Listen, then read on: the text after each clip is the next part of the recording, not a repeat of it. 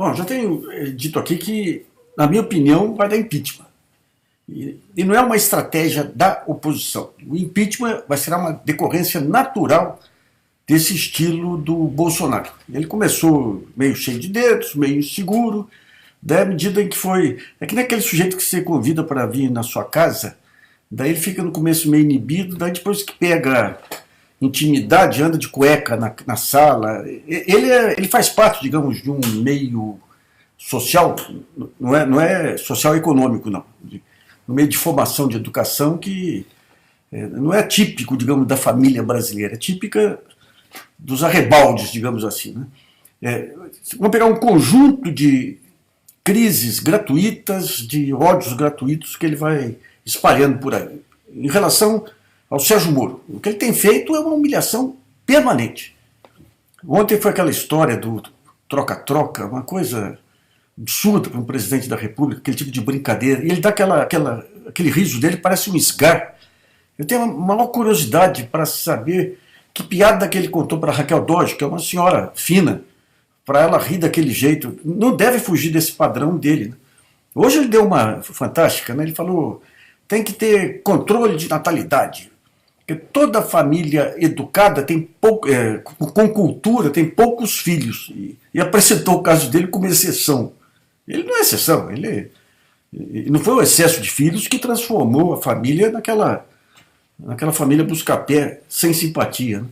Mas então você tem, em relação ao Sérgio Moro, então hoje os jornais, o Sistema Globo ele faz uma ginástica muito grande, né?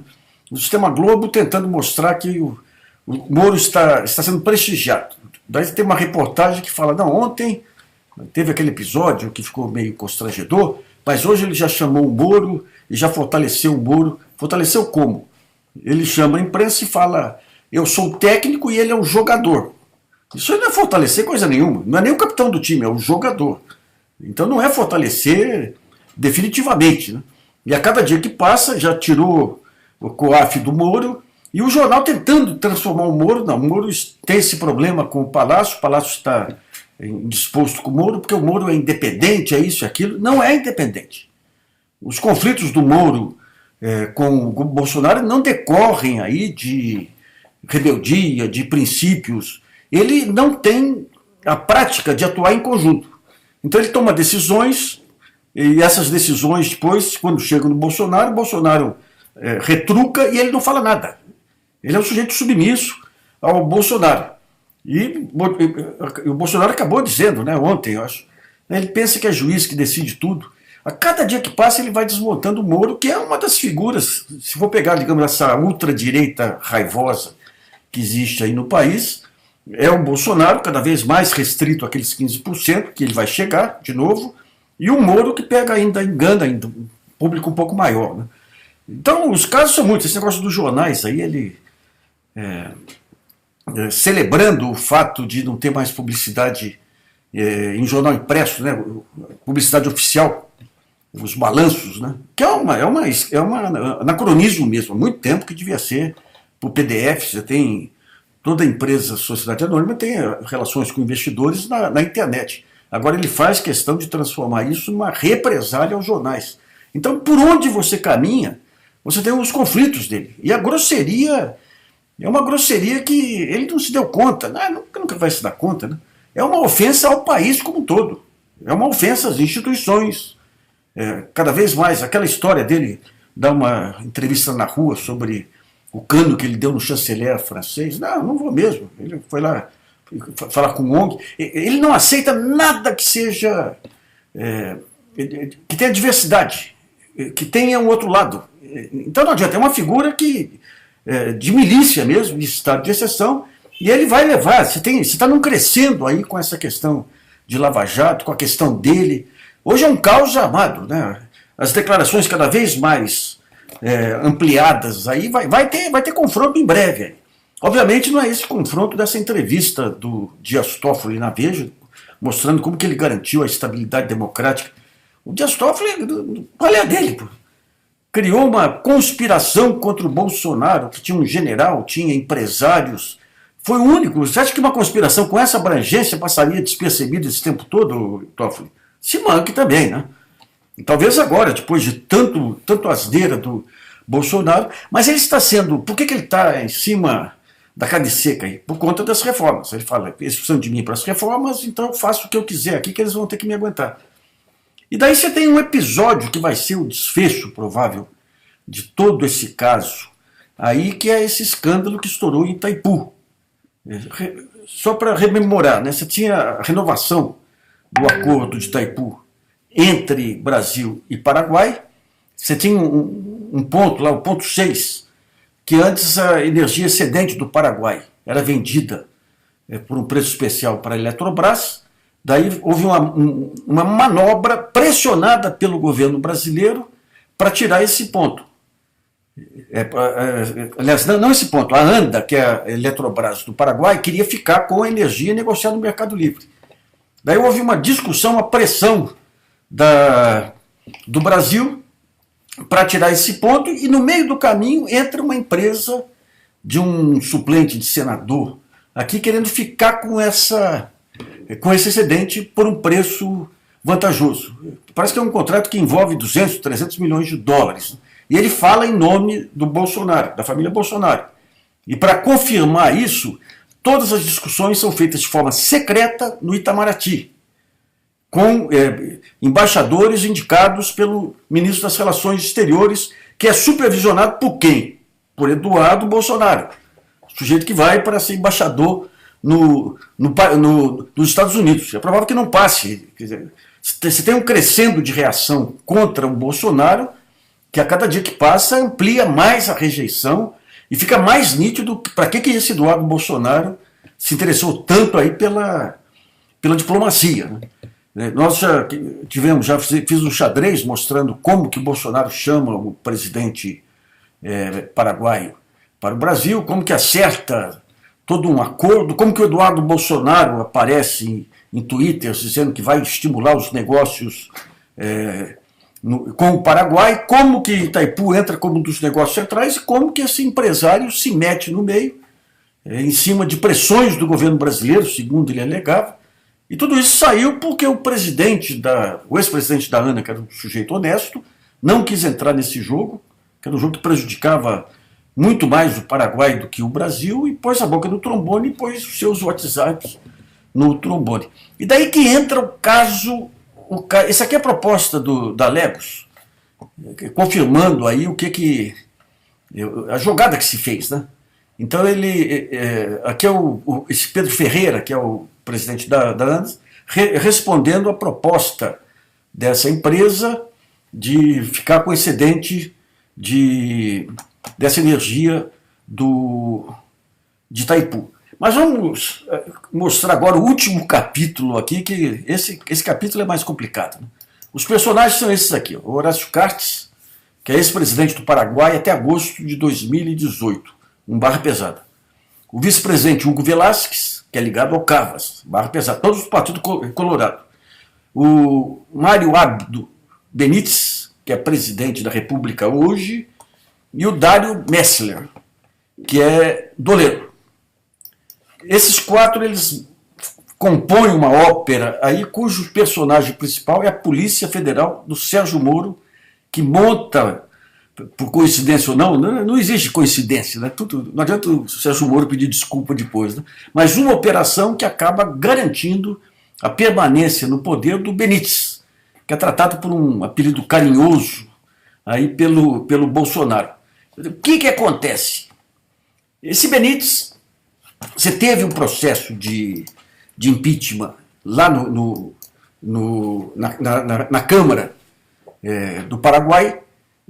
Esse processo foi comandado, você teve adesão do antigo presidente da República, que tem 20 deputados com ele, que junto com a oposição criavam uma maioria absoluta para tirar o Benítez, que é o presidente.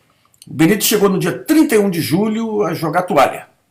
Pediu para começar logo o processo, para ele poder se defender, já tinha jogado a toalha. De repente você tem toda uma questão interessante. Esse aqui são os Messer. Esse aqui é o Dário Messer. Esse aqui é o pai do Dário Messer, que é um judeu polonês que atuou no Rio de Janeiro durante durante muito tempo, se tornou um personagem muito querido no Rio, muito generoso, ligado ao de Cavalcante, operava, foi o primeiro grande doleiro do Rio de Janeiro, operava com artistas, socialites, políticos. Quem herda é o Dário Messer, que entra em investigações, passa a ser procurado, já era para ter sido procurado lá atrás por conta da Lava Jato, mas vão poupando, e a partir de maio do ano passado, ele passa a ser procurado oficialmente, maio do ano passado. Guarda essa data aí. Qual que é a questão do Dário Messer? Você tem um jornalista paraguaio, Chique Avalos, que é considerado o principal jornalista investigativo do Paraguai. E ele já fez um livro lá atrás sobre esse Horácio Cartes, o ex-presidente. O ex-presidente, ele, jovem ainda, a família tinha posses lá, ele começa a atuar no mercado de câmbio através de um banco, de uma corretora que é com egressos do regime do Stroessner. Isso é muito importante porque quando você vai juntando as pontas, os porões do Paraguai e do Brasil, Operação Condor, tudo mantiveram-se unidos, inclusive na clandestinidade, aí com essa questão dos doleiros. E esse Cartes, ele dá um tombo no Banco Central Paraguai, com manipulação em cima de uns regulamentos que davam um câmbio especial para algumas importações, falsifica importações, dá um tombo lá, foge, depois volta, é preso, passa alguns anos preso, e a recuperação dele para os negócios se dá com o Mordek Messer, lá que é o pai do Dário Messer. Então, tanto que quando o Dário Messer passa a ser procurado, ele se muda para o Paraguai, onde fica sob a proteção desse Horácio, que é o vice-presidente. Então, quando estava tudo pronto para o impeachment do amigo, deixa eu pegar aqui o amigo aqui pro amigão aqui do Bolsonaro, a Polícia Federal, depois de mais de um ano procurando o Dário Messer, acha o Dário Messer aqui na rua Pamplona, em São Paulo, através do monitoramento de uma namorada, e daí, no momento que aparece o Dário Messer, o vice-presidente, o Horácio, ele puxa o freio de mão e se garante a permanência no poder do presidente Benítez. E recorde-se que desde que estourou o escândalo lá no Paraguai, a maior preocupação do Bolsonaro era livrar a cara do amigo. Tanto que ele fala, aceitamos aqui romper o contrato, mas na hora. Não tem procedimento, não tem estudo, não tem nada. Faz uma negociata num contrato e depois vem o presidente da República e diz, não, nós vamos anular esse contrato aí para salvar o mandato do meu amigo. Gente, não tem como escapar dessa. Não tem como. Isso aí continua a investigação no Paraguai, os jornais estão dando, o Ministério Público lá está funcionando. Se comprovado efetivamente essa ligação com os Bolsonaro, aí seria um crime cometido em pleno exercício do mandato.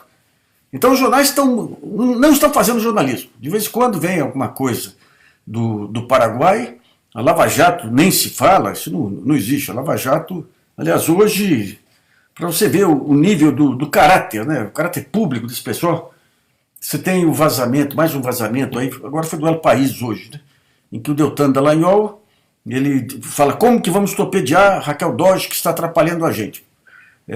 Alternativa 1, vazamentos em off. E daí, na sequência, tem uma conversa dele com a Raquel, que ela manda uma mensagem para ele com um link do Globo que tinha uma intriga qualquer interna. E ele se lamenta. Pô, eu lamento que os casos internos nossos estejam vazando aqui, mas daqui não foi, deve ter sido de outro lugar. Então, digamos, essa grande ópera bufa que se transformou o Brasil está indo para um desfecho muito rápido, com o desmonte final da Lava Jato, o desmascaramento da Lava Jato, com o Supremo cercando de um lado o Bolsonaro, o Congresso cercando de outro, mas o episódio do Paraguai mostrando que não tem cerco que adiante. Enquanto o Bolsonaro estiver lá, nós vamos ter negócios sendo armados, nós vamos ter ódios sendo disseminados, ele atropelando qualquer norma de civilidade, que é um ponto central do homem público. Vai dar impeachment. E depois das últimas declarações aí do general Hamilton Mourão, a gente fica até com medo de afastar Bolsonaro, né? Porque o Mourão, o que ele fala, um vice-presidente com possibilidade concreta de ser presidente, não, a Angela Merkel, ela treme de medo do Trump. Como é que não tem vergonha um negócio desse? Ironizando a doença da primeira-ministra de um grande parceiro comercial, gente. Esse pessoal não tem noção. Não tem noção.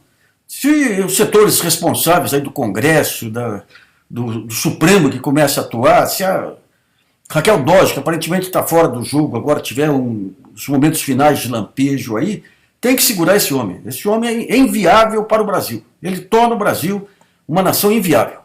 Bom, vamos ficando por aqui, pessoal.